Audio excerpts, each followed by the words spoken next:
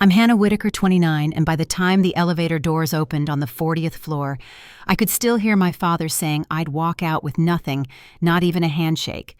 The lobby smelled like lemon polish and old money, and the marble under my heels felt colder than January. I kept my eyes on the brass-framed conference room ahead, while my brother Caleb smiled at his reflection as if a camera were rolling. I touched the pearl bracelet my grandfather gave me the night before his last surgery, the only thing that steadied my hands. Past the glass, I saw my father already seated at the head of the table, chin lifted like a verdict. Every chair around him was filled with cousins and uncles who'd never called me unless donations were involved. The city glowed past the window's steel glass and a sky that looked too bright for a day like this. I told myself to breathe, then reached for the door. Before I go any further, tell me where you're listening from in the comments and tap like and subscribe if you've ever had to stand your ground when someone decided you didn't belong. I grew up in a house where voices dropped when the men walked in, where success hung on the walls in framed articles and plaques, and the women kept the calendars full and the silver polished. My father Thomas believed in outcomes you could measure: the quarterly report, the college ranking the size of a check. My mother believed in not rocking the boat, no matter how hard it knocked you against the side. Caleb fit that world the way a tailored suit slips onto a mannequin, tidy and admired. He learned early to shake hands, to speak in headlines, to make adults laugh at jokes he didn't have to mean. I learned other things: how to listen without trying to win the room, how to hold a story straight in my mind when the people around me wanted it bent. We ate Sunday dinners on a table long enough to require serving spoons with handles like oars, and whenever my father raised a glass to the future of our family, his eyes never landed on me. My grandfather, Walter, didn't match the house he built. He was all weathered hands and old truck caps, the kind of man who kept a tin of mints in the glove box and quarters for the tolls, even when his license was taken away. He'd pick me up for ice cream without telling anyone, and we'd sit on the hood of his car while he talked about the days when he and my grandmother sold hardware out of a rented storefront that flooded every spring. Anyone can collect things, he told me once, flicking the brim of my baseball cap with a grin. Not everyone can keep their word. In a family that treated kindness like a decoration for holidays, he made it feel like a daily practice. He never asked me to be louder. He asked me to be sure. We didn't live hard by any stretch. We lived with the kind of ease that sends dry cleaning out and groceries in. Still, there were differences you could feel as temperature changes. School friends from the neighborhood had parents who worked swing shifts or ran small shops, and their weekends felt roomy with potlucks and lawn chairs, while mine were lined with fundraisers and dinners where the napkins felt stiff to the touch. I learned to navigate both, to keep two calendars in my head, the one with charity galas and the one with porch steps and lemonade, and I noticed who noticed me in each world. In one, I was the daughter who should be grateful. In the other, I was just Hannah with a tote bag and a laugh that carried. The year my grandfather's health turned the air in our house tightened. My father tracked Walter's numbers like a spreadsheet, pretending not to notice the days his temper flared because the fear underneath it was easier to call annoyance. My mother set out extra water glasses and made lists. Caleb brought flowers and talked about market conditions at the foot of a hospital bed, and the nurses smiled at his dimples while they changed the IV. I sat in the quiet hours when the machines hummed and the window showed a sliver of sky, holding my grandfather's hand and telling him about the little lives of people he'd never meet. The cashier who sang along with the radio, the boy who tied his shoelaces wrong and kept running anyway. He listened like it mattered, and when he pressed the bracelet into my palm, he didn't make a speech. "You're steady," he said, and that was all. When he passed, the funeral swelled with faces I hadn't seen since the last fundraiser names that came with handshakes and practiced sorrow. The church smelled like lilies and floor wax, and the eulogies rang with words like legacy and vision. After the service, in the narrow space between the vestibule and the cold air outside, my father leaned toward me as if he were offering comfort. His voice was soft enough that only I could hear it, even as his hand remained at my elbow for the benefit of anyone watching. "Don't set yourself up," he said, eyes on the row of donors filing past. "There's nothing for you here."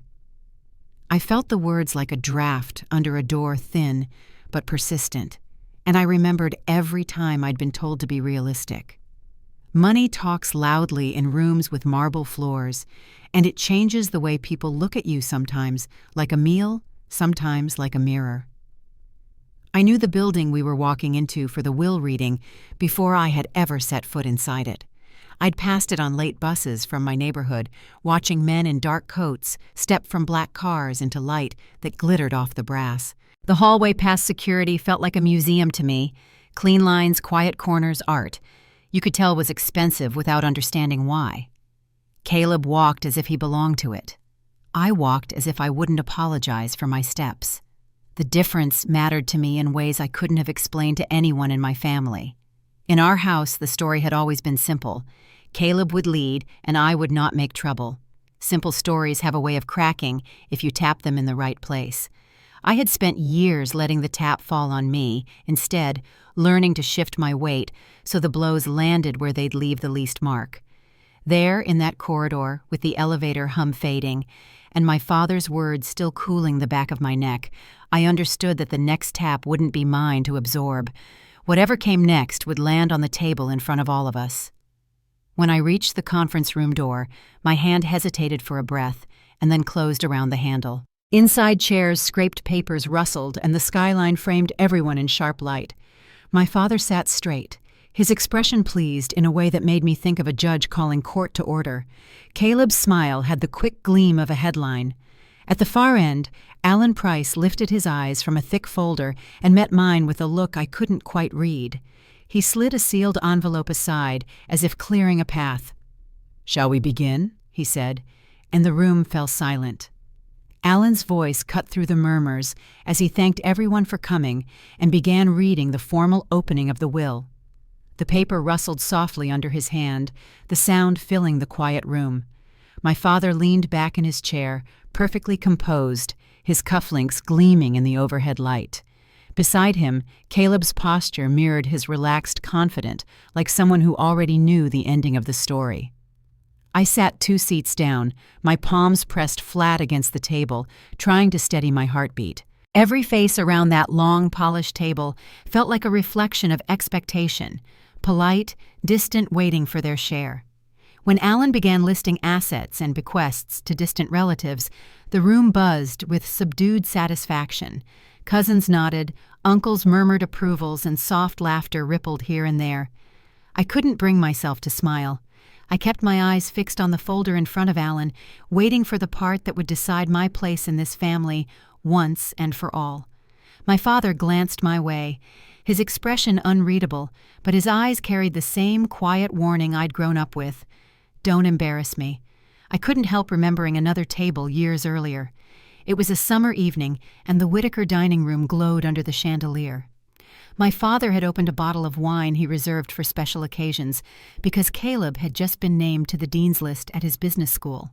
He was only 20, then full of ambition, already mimicking our father's clipped phrases and easy confidence. Dad lifted his glass and said, "To the future of the Whitaker family," his voice full of pride. Caleb grinned, basking in it, while I waited for my turn to be acknowledged. My report card lay in the center of the table, unopened.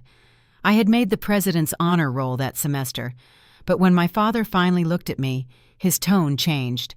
"And Hannah," he said lightly, "you might think about finding a husband before worrying about all those grades." My mother had looked at her napkin, her fingers tightening on the silver ring she wore when she was nervous. Caleb chuckled softly, and I felt the flush rise up my neck. I laughed too, because that was what we did, laughed things off before they could bruise. But later that night, alone in my room, I folded that report card into a box of keepsakes I rarely opened. I told myself it didn't matter, that maybe I expected too much. Still, the words stayed. Now, sitting in that sleek conference room, the same cold amusement played on my father's lips. Alan's voice moved through the will like a steady current until it reached Caleb's name. To my grandson, Caleb Whitaker, he read, "I leave the family penthouse on Fifth Avenue and a financial gift of $20 million. A soft gasp rippled through the room, followed by whispers of approval. Caleb's smile widened.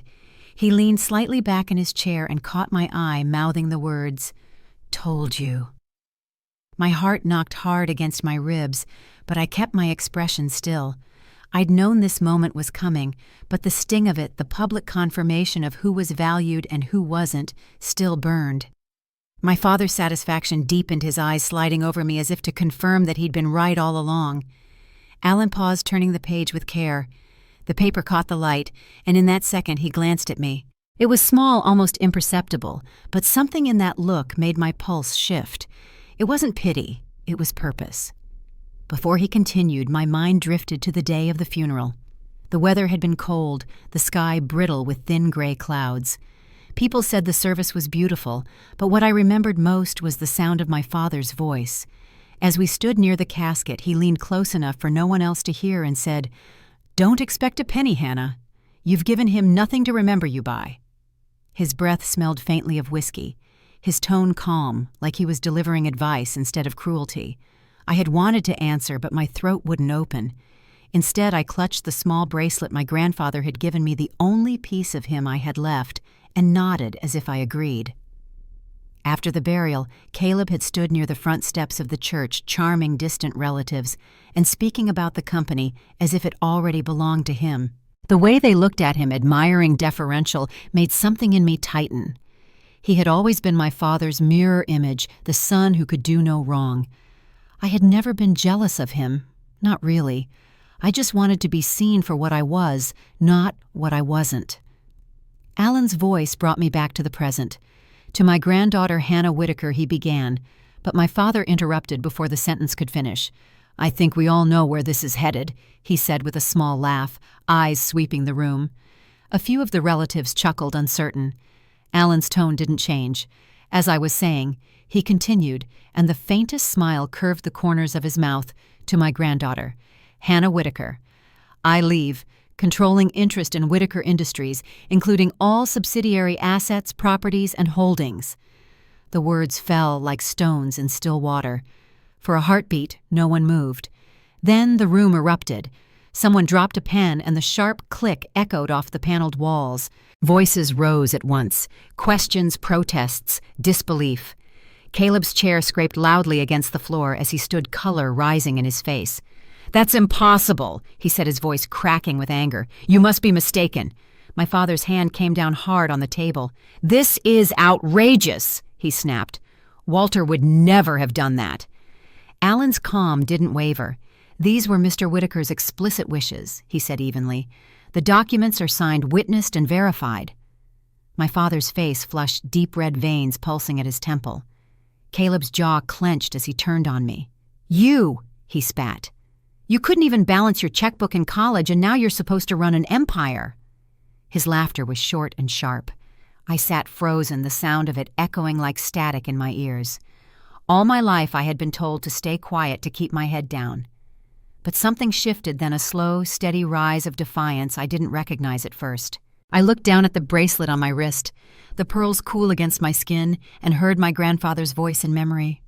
"You're steady, Hannah." The words cut through the noise like a thread of light. I looked up at my brother. "Grandpa thought differently," I said softly.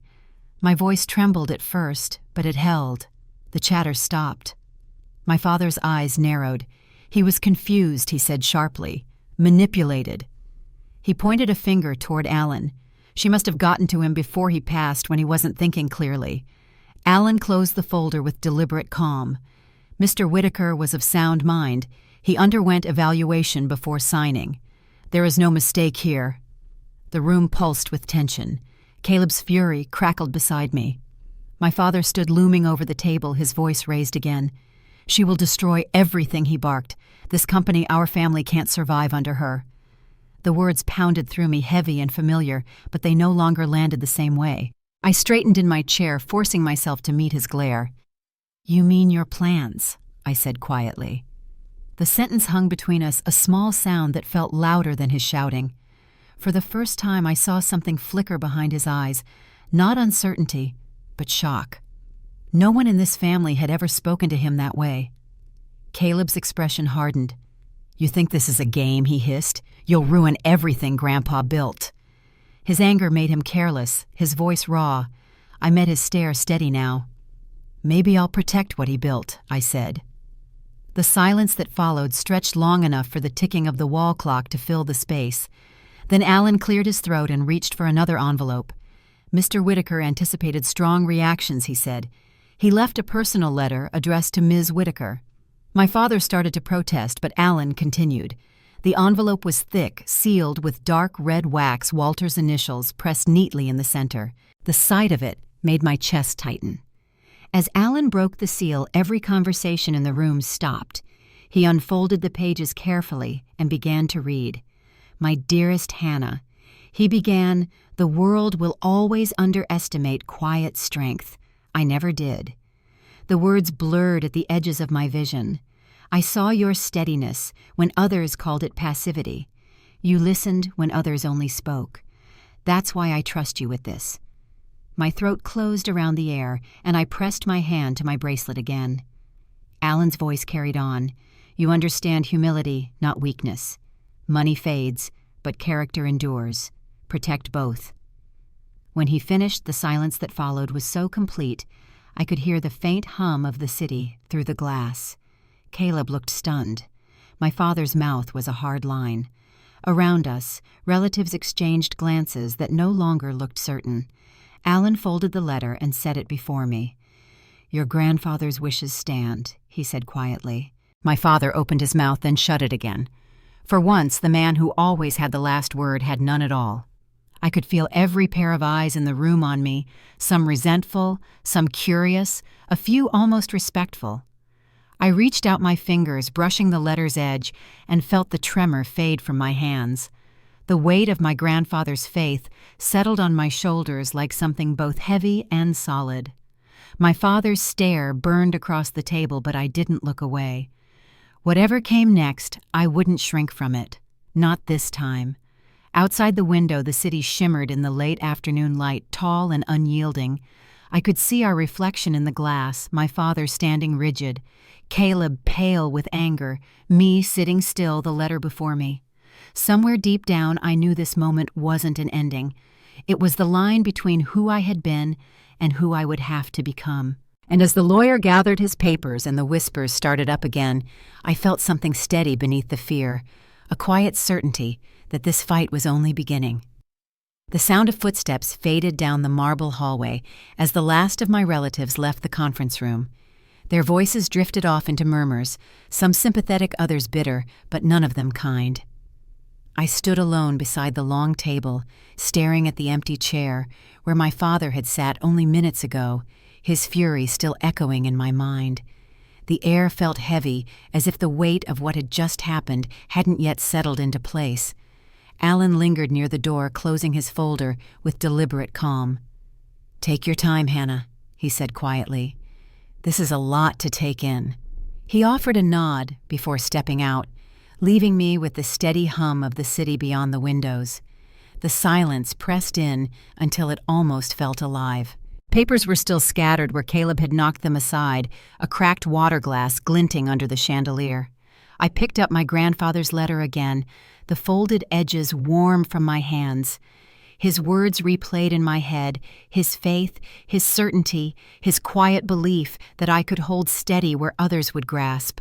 For a long time, I had been the one they dismissed, the one who filled the space between their conversations.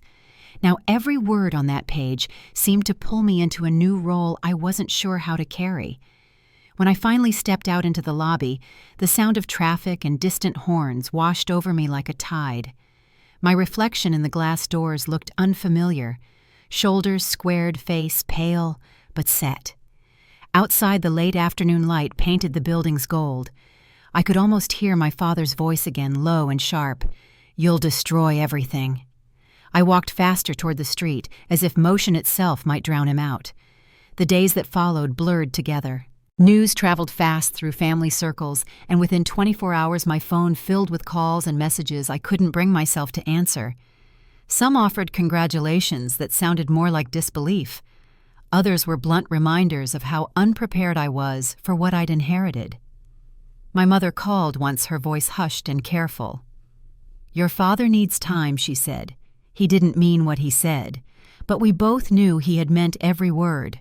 Before hanging up, she added softly, "Just Be patient with him. Then the line went silent.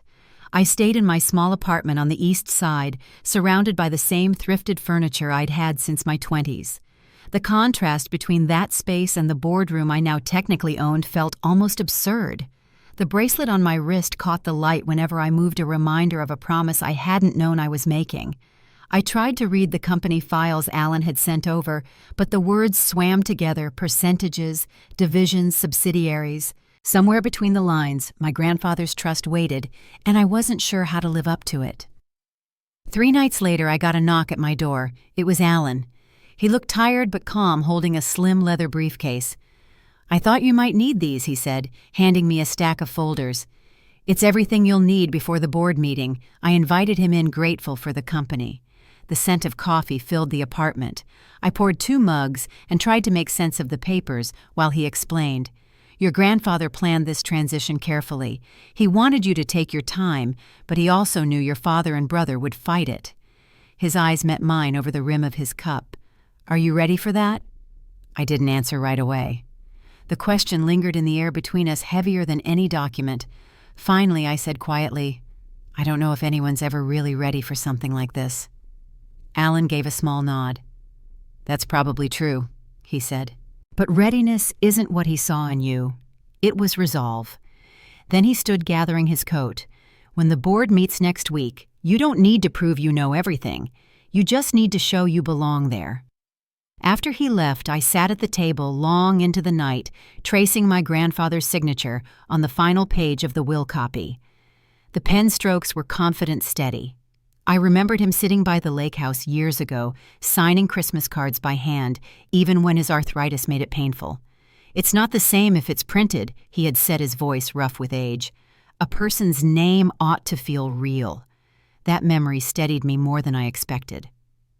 The next morning I woke to the sound of my phone buzzing again. This time it was Caleb. I hesitated before answering. "You think this is over?" he said without greeting. His voice was cold-clipped and unfamiliar. "Dad's talking to our legal team. You might want to start looking for a good lawyer yourself." I could almost picture him standing in his office, the city skyline behind him, confidence wrapped around him like armor. "Grandpa's wishes were clear," I said evenly.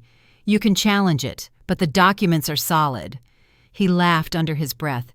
"You think you can handle that company? You'll fold in a month." Then he hung up. I set the phone down and stared out the window. The street below was waking up delivery trucks, rumbling past a woman walking her dog, a kid running late for school. Ordinary life moving forward, unaware of the storm my family was brewing behind closed doors. I took a deep breath and whispered to myself, "Just keep steady." It was something my grandfather used to say when I was learning to ride a bike and kept falling. I didn't realize until then how much those same words still mattered.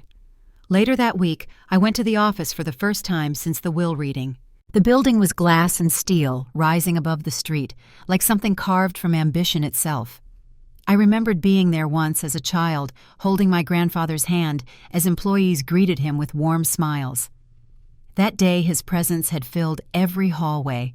Now walking through those same corridors alone, I felt their weight. People paused when they saw me, some with curiosity, others with cautious respect. I caught fragments of whispers as I passed. "That's her, the granddaughter, the new majority owner." When the elevator opened on the top floor, I found myself standing outside the same boardroom I'd seen in photographs for years. Inside, the long tables stretched toward tall windows overlooking the skyline. At the head sat my grandfather's empty chair. I stood in the doorway for a moment, then walked forward and rested my hand on its back. The leather was smooth and cool beneath my palm. "I hope I don't let you down," I murmured under my breath. The words weren't meant for anyone else to hear, but they steadied me just the same. I spent hours reviewing reports and learning names, faces, departments. Every signature I saw carried my grandfather's legacy in small, looping handwriting. By late afternoon, I was exhausted, but I felt something I hadn't in days, a sense of direction, faint but real. As I left the building, the air outside smelled of rain. I paused on the steps and looked up at the sky, letting the first drops hit my face. Somewhere behind those clouds, the city lights flickered on, one by one, the same way they had on the night of the will reading. Only now they didn't feel distant. They felt like part of the world I was stepping into. That night I sat at my kitchen table again, surrounded by folders and notes, but for the first time the sight of them didn't overwhelm me. The fear was still there, so was the uncertainty, but beneath it was something steadier, almost quiet. I understood now that silence didn't always mean weakness. Sometimes it was where strength lived, waiting for the moment it was needed most. And as I closed the last file and set the bracelet aside on the table, I knew one thing for certain: whatever storm my father and brother were preparing, I wasn't going to hide from it. The phone buzzed once more before midnight, a single message from an unknown number. "You don't know what you've started." I stared at it, heart-thudding, then turned the screen face down. Outside, thunder rolled faintly in the distance. The storm was coming, and this time I wouldn't face it quietly. The morning of the board meeting arrived gray and cold, the kind of morning that felt like the city itself was holding its breath. I barely slept the night before, reading through every page Alan had given me until the words blurred. By sunrise, I'd memorized numbers and policies I didn't yet understand. When I stepped outside, the chill bit through my coat, and I thought of my grandfather's voice reminding me that steadiness wasn't about confidence, it was about showing up anyway. The lobby of Whitaker Industries was already busy when I walked in. Employees passed by in polished shoes, murmuring into phones, their reflections sliding across marble floors. Some recognized me, though they pretended not to stare. The elevator ride to the top floor felt longer than usual, and when the doors opened, Evelyn Grant greeted me at reception with a smile that looked genuine. "Good morning, Ms. Whitaker," she said softly. "The board is gathering. Can I get you some coffee?" Her warmth steadied me more than caffeine ever could. "Just water, thank you," I said, grateful for her tone. She handed me a small folder. "Your grandfather used to keep this close at every meeting," she said. Inside were his handwritten notes, short, firm reminders like, "Listen more than you speak and know who you can trust." When I entered the boardroom, a dozen faces turned toward me, some curious, some skeptical. At the head of the table sat Alan, his expression calm. Beside him, two longtime board members whispered to each other, their glances darting in my direction. I recognized one of them, Robert Kent, my grandfather's former vice president, his silver hair perfectly combed, his mouth set in a polite half-smile that never reached his eyes. "Ms. Whitaker." He greeted me, voice smooth but cool. "We appreciate you joining us today. Your grandfather spoke highly of you." The pause that followed made the compliment sound like a test. I took the seat that had always been my grandfather's, feeling the weight of every memory that came with it. The chair was firm, the view sweeping over the skyline just as he'd liked it. Alan began by reviewing the terms of the will and my controlling stake. The legal clarity didn't stop the undercurrent of tension in the room. I could feel it in the shifting of chairs, the polite coughs, the way Robert's fingers tapped against the table. When Alan opened the floor for questions, the first hand that rose belonged to him. "With all due respect, Ms. Whitaker," Robert began, "the company has operated under experienced leadership for decades. Perhaps your role would be better served in a ceremonial capacity, at least for now." A few heads nodded, subtle but visible. The message was clear: they didn't see me as someone who belonged in this room. My throat tightened, but I remembered my grandfather's note, "Listen first." So I did. I listened as others spoke of transition and stability, using words that sounded like advice but felt like boundaries. When they finished, I straightened my papers, keeping my tone even. "Mr. Kent, my grandfather, trusted me with this position, not as a symbol, but as a steward. I plan to honor that." The room went still. Alan's eyes flicked toward me, and for a brief moment I thought I saw approval. The rest of the meeting passed in careful debate. I asked questions when I needed to, wrote notes when I didn't understand something, and spoke only when necessary. By the time it ended, a few board members lingered to shake my hand. Their smiles felt cautious but no longer dismissive. Robert's handshake was firm but cold. "You'll find this world isn't as forgiving as your grandfather's," he said quietly. "I'm counting on you to keep his legacy from slipping." His tone suggested he didn't think I could. I met his gaze and said, "So am I." When the room finally emptied, Evelyn appeared in the doorway with a small cup of tea. "You did fine," she said simply. "Your grandfather had a saying, 'You can't win every room, but you can make it listen.' You made them listen today." Her kindness caught me off guard. "Thank you," I said, realizing how much those words mattered. That evening, the city outside my apartment window looked softer, somehow lights glowing through a steady drizzle. I'd survived the first test, but I knew it was only the beginning. My phone buzzed with a message from my mother. "Your father's not himself lately. Don't make things harder." The words stung in their careful phrasing. I didn't reply. A few minutes later, another message arrived from an unknown number again. "Enjoy your little victory. It won't last." My chest tightened. I locked my phone and turned toward the window. Somewhere beyond the mist and glass, I imagined Caleb pacing furious, searching for a way to undo what he couldn't control. The next morning, I arrived early, hoping the quiet hours would help me focus. Evelyn was already there sorting mail. "Rough night?" she asked gently. I nodded. She smiled faintly. Mr. Whitaker used to start his mornings in the break room, not the boardroom, said it reminded him who really kept this place running. She led me there past a row of offices to a small space lined with coffee machines and laughter from early shift staff. When she introduced me, a few employees looked surprised, but not unfriendly.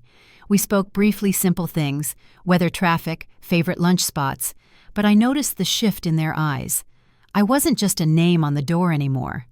Later that day, I met with Alan to review legal paperwork regarding the transfer of authority. He explained every clause, patiently making sure I understood the implications. "You're doing better than you think," he said as we finished. "But be prepared, your father and Caleb will challenge this publicly. It's not a matter of if, but when." I folded my hands, feeling the familiar knot of worry return. "Then I'll be ready," I said quietly. That evening, as I left the building, a car idled near the curb. The tinted window rolled down, and there he was, my father, his expression carved in steel. "Get in," he said. The tone left no room for refusal. I slid into the passenger seat, the smell of his cologne immediately filling the space. He didn't look at me at first. "You're making a spectacle of yourself," he said flatly. "You think sitting in that chair makes you powerful?" His hand tightened on the steering wheel. "You're naive if you believe those men respect you." I turned toward him, steadying my voice. "Grandpa did. That's enough for me right now." His laugh was low and bitter. "He pitied you, Hannah. That's why he did this. He wanted to protect you from the real world, but he's gone now and you're on your own." I opened the door, the cool air rushing in. "If that's true," I said then, "I guess I'll have to learn the real world fast." He called after me, but I kept walking until his car faded into the stream of traffic. When I reached my apartment, I sank into the couch, exhaustion settling deep in my bones. The day's conversations replayed in my mind. Robert's doubt, Alan's warnings, my father's contempt. But beneath it all, a small current of resolve held steady. My grandfather's notes lay open on the coffee table. I traced one with my finger. "Steady hearts outlast loud mouths." I smiled faintly, hearing his voice again. Outside, the rain had stopped, leaving the street glistening under streetlights. I pulled the curtains closed and turned off my phone, letting the silence fill the room. For the first time since the reading of the will, the fear didn't feel heavier than the hope. I knew the storm with my family was far from over. Caleb wouldn't back down, and my father's pride would never let him rest. But I also knew something else now, something I hadn't before. They couldn't unmake the choice my grandfather had made. I looked down at the bracelet circling my wrist, the pearls catching the faint light, and whispered into the quiet, "I'm still here." Then I turned off the lamp and let the city hum beneath me, steady and waiting for whatever came next. The next week came with a sharp shift in energy. Word had spread beyond the company walls that I was officially taking over my grandfather's role, and the city's business pages wasted no time printing my name beside his. "Unexpected heiress to lead Whitaker Industries," one headline read. I'd seen worse things written about me, but this one stayed in my mind longer than I expected.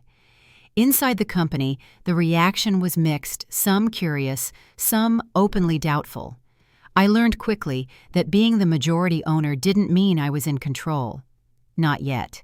Evelyn helped me navigate each day with quiet precision. She organized meetings, sorted through old records, and somehow managed to keep the small office I'd inherited from drowning in paperwork. Whitaker used to say, "A business is just a collection of people trying to make sense of chaos," she said one morning, handing me a stack of reports. "Don't let the noise scare you off." She gave me a knowing smile before heading toward the conference room. It wasn't advice so much as reassurance, and that meant more than she probably realized. A few hours later, I met with Mark Ellison, one of the company's senior project managers. He'd been with Whitaker Industries for over a decade and carried himself with a steady confidence that came from experience, not ego. "I worked directly under your grandfather," he told me, shaking my hand. "He always said you had an eye for detail, said you'd sit in his office and ask about the machinery when you were barely tall enough to see over the desk." His smile was genuine easy. "I think he'd be proud you're here." I found myself laughing softly, a little surprised. "That sounds like him," I said. We talked through the upcoming projects, and Mark was patient with my questions, explaining processes and timelines in a way that made sense. When the meeting ended, he said something that lingered with me long after he left. "Don't worry about proving yourself to anyone. The right people will see who you are if you just keep showing up." Later that afternoon, Alan called to warn me that my father and Caleb were filing a motion to contest the will. It wasn't unexpected, but hearing it made the tension real again. "They're claiming undue influence," he said over the line, his tone calm but firm. "We're prepared for it." Walter anticipated every angle. "Still, it will be loud." I knew what that meant. Interviews, speculation, the press digging into things they didn't understand. "Thank you," I said quietly. "Just tell me what I need to do." The next morning, the confrontation arrived sooner than I imagined. I was in the hallways outside the executive suite when Caleb appeared. His tie loosened his expression sharp. "Enjoying the spotlight?" he asked, stepping closer. The scent of his cologne brought back years of family dinners where I'd sat across from him, pretending not to notice how easily he fit into the world our father built. "I didn't ask for this," I said, keeping my tone even. "Grandpa made his decision." His jaw tightened. "You think this is about his decision? It's about you being unqualified to carry it. You'll destroy what he spent a lifetime building." I looked him straight in the eye. "Maybe you're afraid I'll do it differently." That stopped him, if only for a second. His expression shifted, something like surprise crossing his face before anger took its place. "You don't belong here," he said, his voice rising. The few employees nearby pretended not to listen, but the tension filled the air. I refused to step back. "Maybe not in your version of the family," I said, "but I do in his." Then I turned and walked away before the shaking in my hands could show. That night, I stayed late at the office. The city outside was quiet, streetlights glowing in thin mist. Papers covered my desk, but I couldn't focus on the words anymore. I thought of my grandfather's notes, his reminders to stay steady, to trust in small acts of courage. For years, I had been the quiet one, the overlooked one. Maybe that silence had been practice for this moment. I gathered my courage and began drafting a letter to the employees, one my grandfather had planned to write before he passed. It spoke of continuity, gratitude, and integrity, the same values he had lived by. I finished it around midnight and sent it to the communications team, signing it simply, Hannah Whitaker. When I arrived the next morning, the office buzzed differently. A few employees stopped me in the hallway, thanking me for the message. One older man from accounting said it sounded like something Mr. Whitaker would have written. That quiet validation meant more than any headline could. Even Evelyn looked proud as she passed my office door with a thumbs up. But good days rarely came without interruption. Near lunchtime, Alan called again. "There's been movement," he said. "Your father's legal team is filing for an injunction. They're trying to freeze company assets pending review." I closed my eyes, steadying my breath. "Can they do that?" "Temporarily," he replied. "But we'll fight it. Just be aware it's going to get public." By the next morning it did. Articles appeared online claiming family conflict threatens legacy. Cameras showed up outside the building. Reporters called the reception desk asking for comment. Caleb, always quick to control a story, gave a statement about concern for the company's future. He didn't mention me by name, but everyone knew who he meant. The whispers followed me through the halls. Still, I showed up day after day.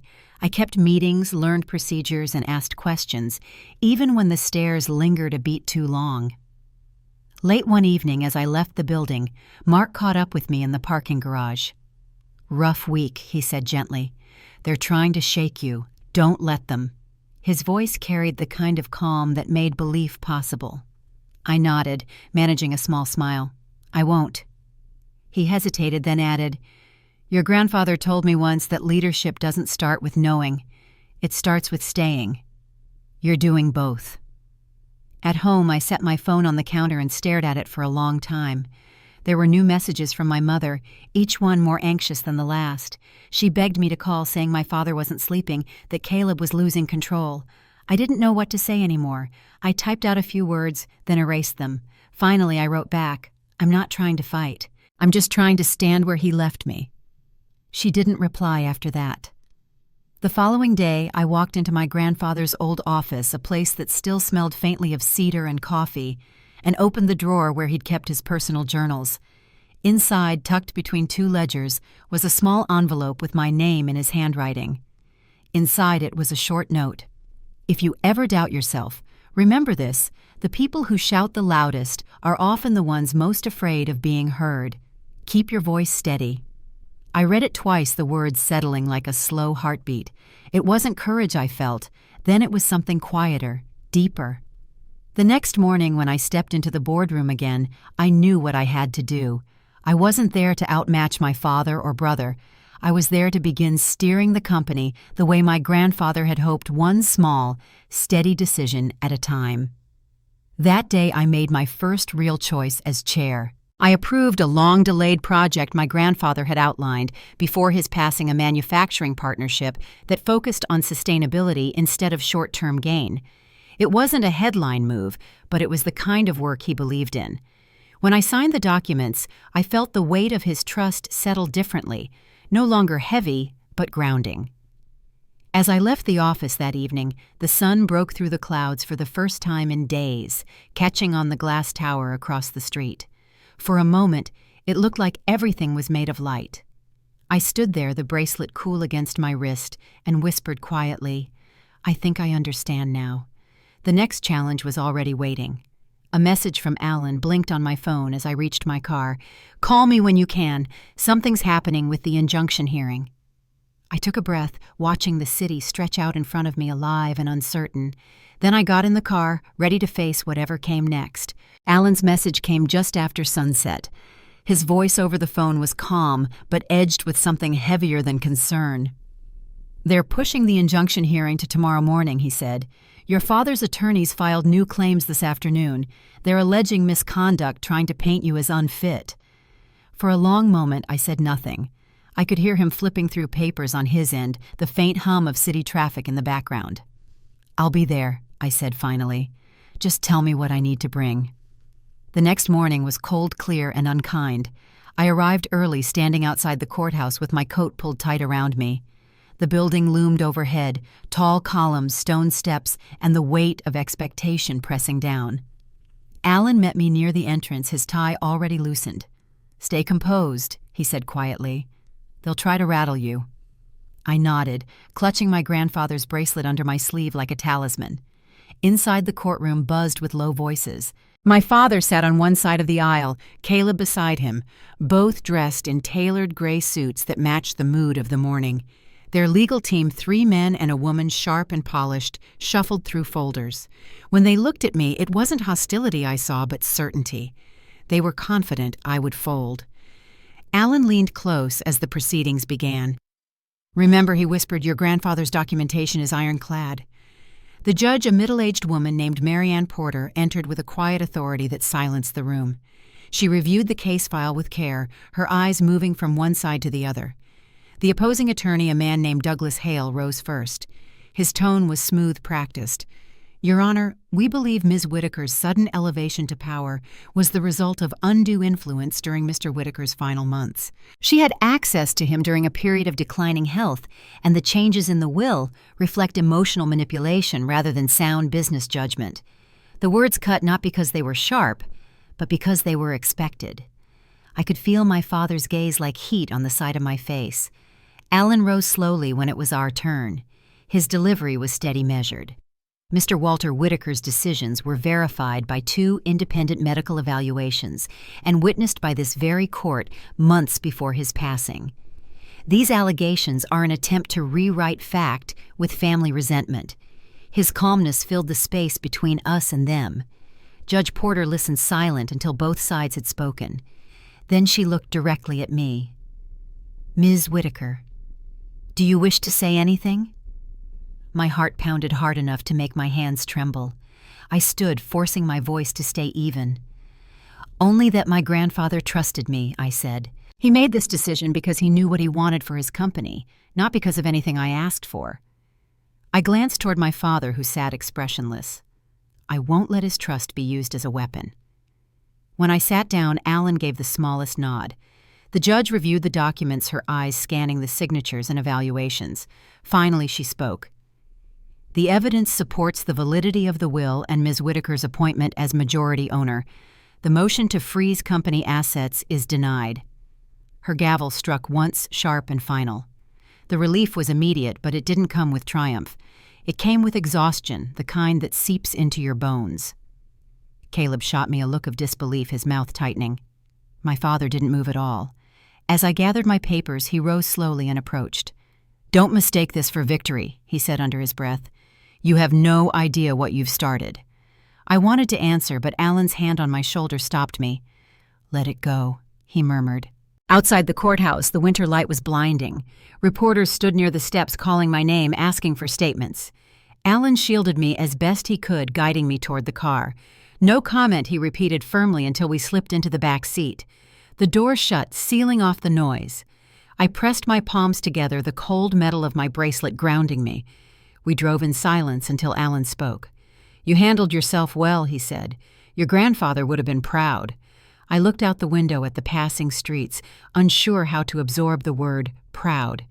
It had been so long since anyone in my family had said it to me. That evening, the office felt different. People smiled in passing quiet acknowledgments of what had happened. Evelyn brought me a cup of tea and said simply, "Good news travels fast." Her eyes softened. He'd be glad to see this day. I smiled, faintly grateful for her steadiness. Mark stopped by a few minutes later, leaning against the door frame. "I saw the news alert," he said. "You stood your ground." I shrugged, still feeling the day's weight. "Barely." He grinned. "Sometimes barely is enough." For the first time since the reading of the will, the building didn't feel like a battlefield. I stayed late reviewing reports and watching the lights of the city flicker on outside the windows. When I finally turned off my desk lamp, I caught sight of my reflection in the glass. Tired, yes, but not small. That realization alone carried me home through the quiet streets. When I walked into my apartment, my phone buzzed with a new message. It was from my mother. "He's furious, Hannah. Please be careful."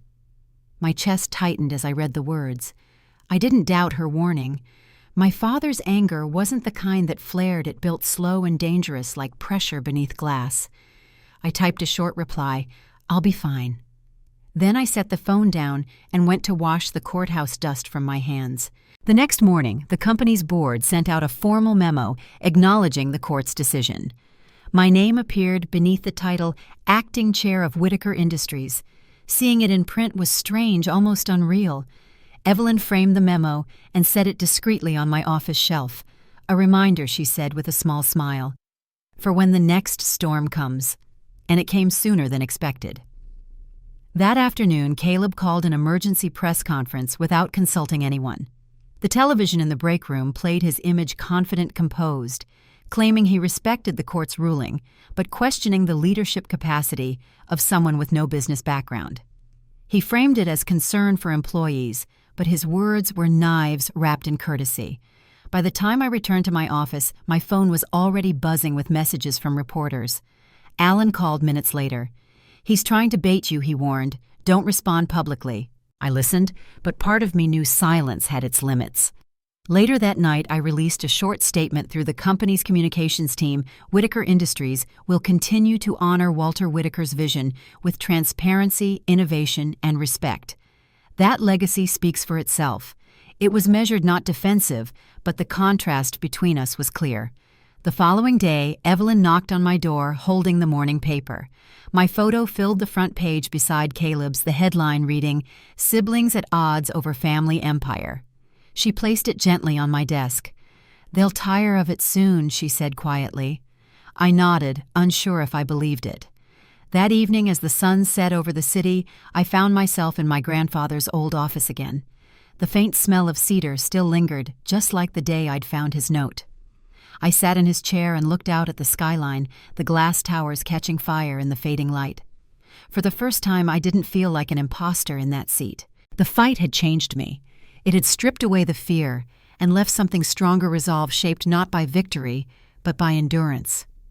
Still, I knew the battle wasn't over.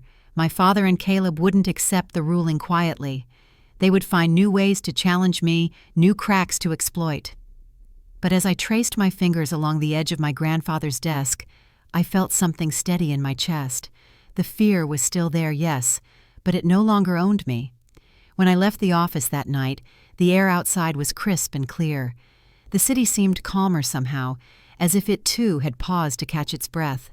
I walked past the row of streetlights, the pearl bracelet glinting faintly under the glow, and thought of my grandfather's last words to me.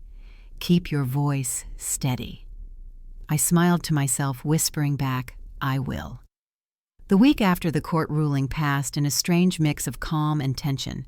On the surface, the company moved forward. Projects resumed, emails flowed, meetings filled the days. But under it all, something sharp remained. My father and Caleb had gone silent, which somehow felt worse than their shouting ever had. Silence from them wasn't surrender. It was strategy. Alan came by the office early one morning carrying a leather folder and a tired smile. "The legal dust has settled for now," he said. "They've withdrawn the injunction, but I don't think this is over. Be careful who you trust." I nodded, knowing that warning was more personal than procedural.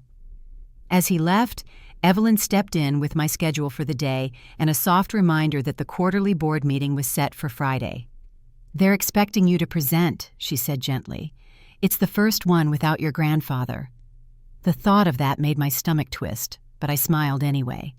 Then let's make sure it's one he'd be proud of. When Friday arrived, I stood in front of the mirror in my office, smoothing the sleeves of a navy suit I'd found tucked in the back of my closet.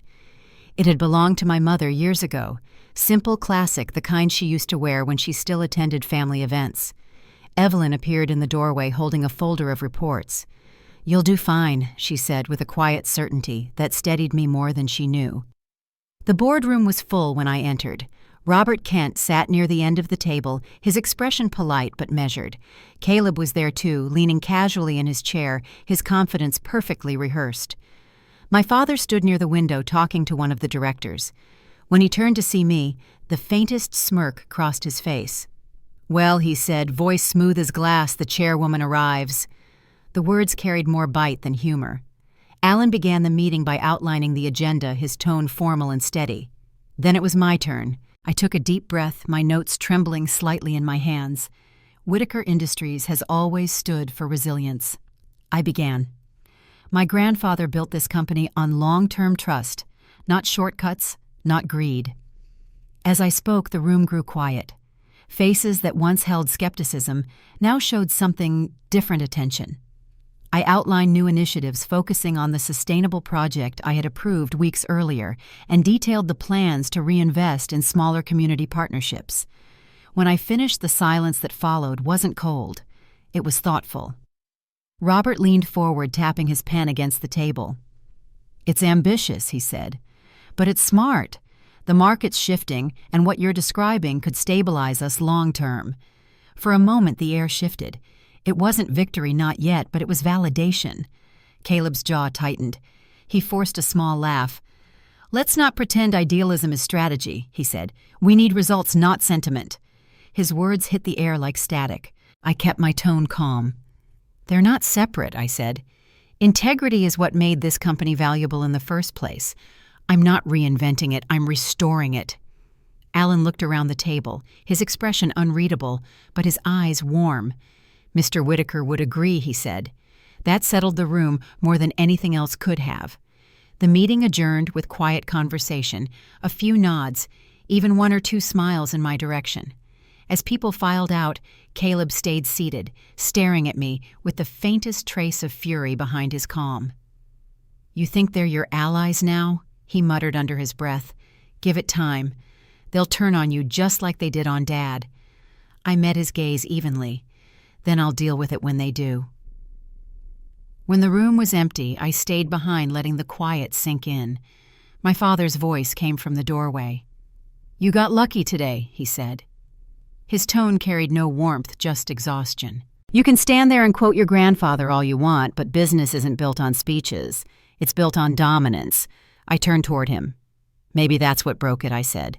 He didn't want dominance. He wanted something that lasted. He stepped closer, eyes narrowing. "You think I don't love this company? I built it with him. Every deal, every late night, it's my name too." I held his gaze. Then why did he trust me with it? The question hung in the air between us. His mouth opened as if to answer, but no words came. For the first time, his silence wasn't power. It was confusion. Then he turned sharply and left without another word.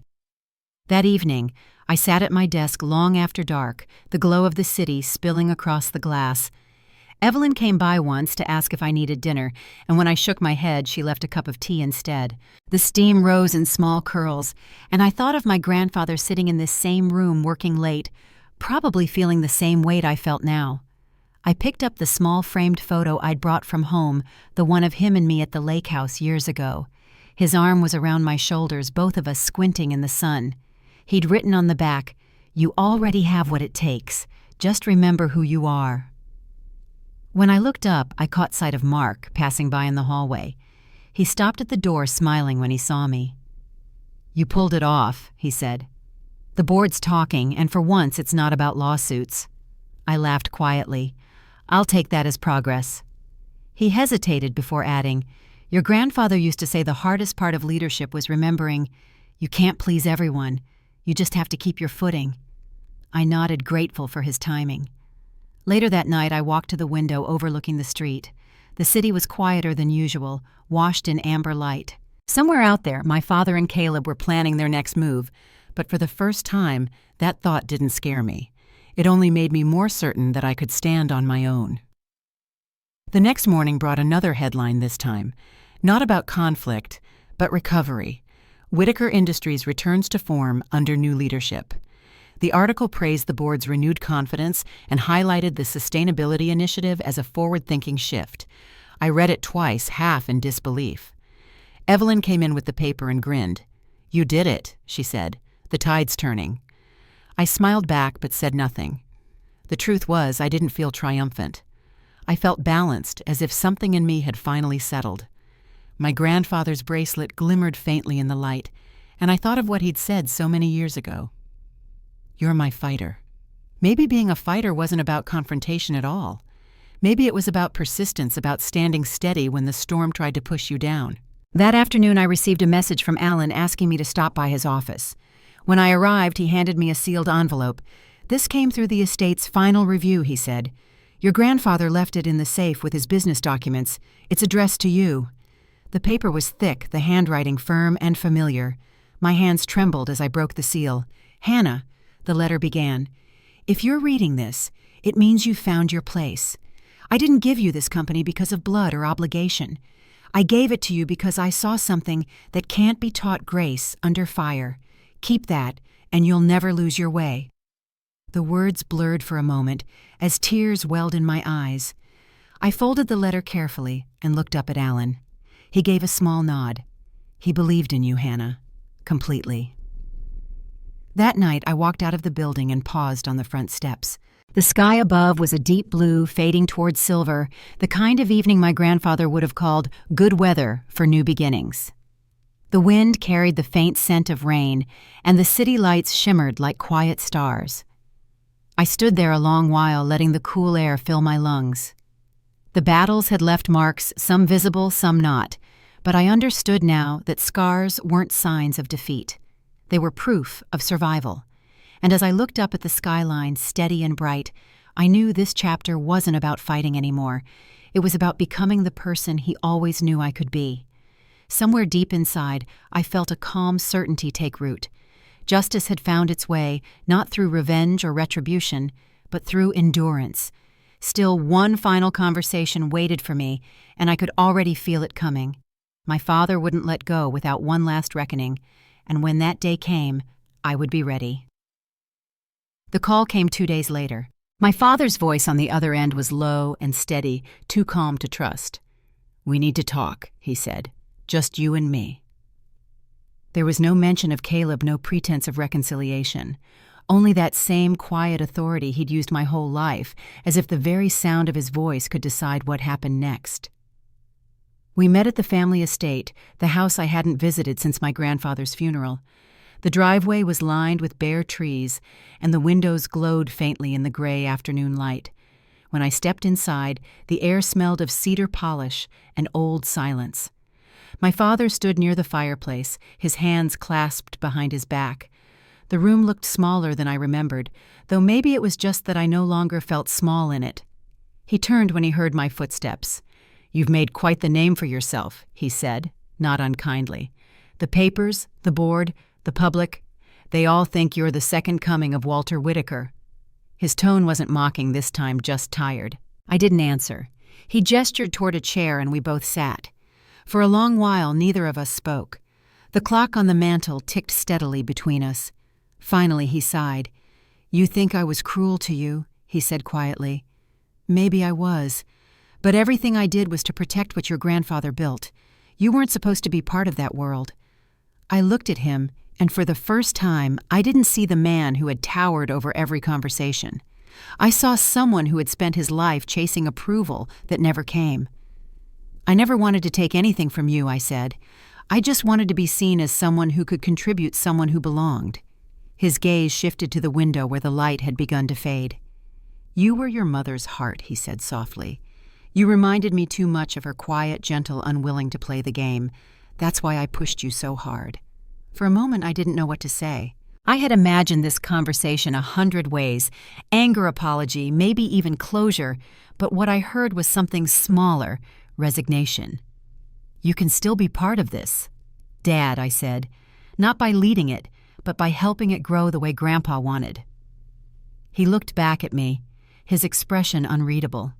"He trusted you more than he ever trusted me," he said, "and I hated that." His voice cracked slightly, just enough to reveal the weight he'd been carrying, but maybe he was right. He stood, walked to the mantel, and picked up an old photo of my grandfather holding my brother and me when we were children. He stared at it for a long time before setting it down. "Take care of his name," he said. "Do better than I did. I didn't reach for him, and he didn't ask for forgiveness. Some wounds aren't healed by words, they're just acknowledged finally, and that's enough to start the mending." When I left the house, the air outside was crisp and still. The trees swayed softly in the wind, and for the first time in years, I didn't feel the need to look back. In the weeks that followed, things began to settle. Caleb withdrew from the company altogether, taking a smaller firm out west. My father retired quietly, keeping to himself. My mother called more often, her tone lighter, as if the years of walking on eggshells had finally ended. And at Whitaker Industries, life moved forward. The board approved new projects, employees began to speak with renewed energy, and the company started to feel alive again. One afternoon, I walked through the manufacturing floor, something I'd never seen during my grandfather's time. Workers waved as I passed, and I stopped to chat with a young technician who told me she'd been hired under one of our new apprenticeship programs. "It's good to see this place growing again," she said. Her words reminded me of something my grandfather once told me by the lake. "A legacy isn't what you keep, it's what you build that lasts when you're gone." That night, I stood at the window of my office looking out at the skyline. The city lights shimmered like a reflection of everything that had changed, and I realized the fight had never really been about money or power. It had been about worth, about claiming a place in a story I was told I didn't belong in. My grandfather had seen me long before I saw myself, and through his trust, I had learned to do the same. Sometimes justice doesn't come with applause or headlines. Sometimes it arrives quietly in the steady way life begins to balance after years of being tilted. I had faced the people who doubted me, not to defeat them, but to free myself from needing their approval. As I turned off the lights and gathered my things, I slipped the pearl bracelet around my wrist. The pearls caught the faint glow from the window, soft and familiar. "I did it, Grandpa," I whispered. I carried it forward. Then I smiled because I knew he already knew. If you've ever had to stand your ground when no one believed in you, I hope this story reminds you that quiet strength still matters. Keep showing up, keep standing steady. And if this story spoke to you, share it with someone who might need to hear it too.